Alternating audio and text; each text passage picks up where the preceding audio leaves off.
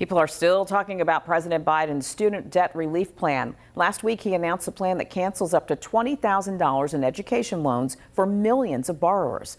While this delivers on one of his biggest campaign promises, it's left a lot of questions, including how is this even possible? Abby Llorico from the Verify team got some answers.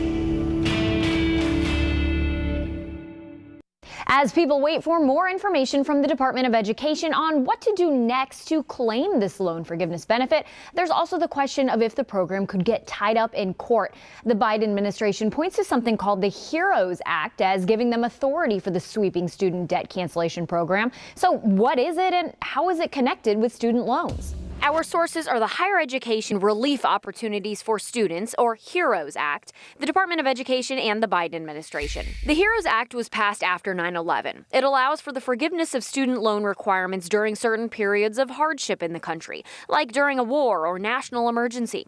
It became law while U.S. troops were fighting in Iraq and Afghanistan, and lawmakers agreed they should be protected from growing loan burdens. This accompanying legal opinion cites the HEROES Act as justification for the debt cancellation program, which the Biden administration has said is directed at, quote, addressing the financial harms caused by the COVID-19 pandemic. The Department of Education also stood on the HEROES Act to initially pause student loan collection in 2020 during the Trump administration.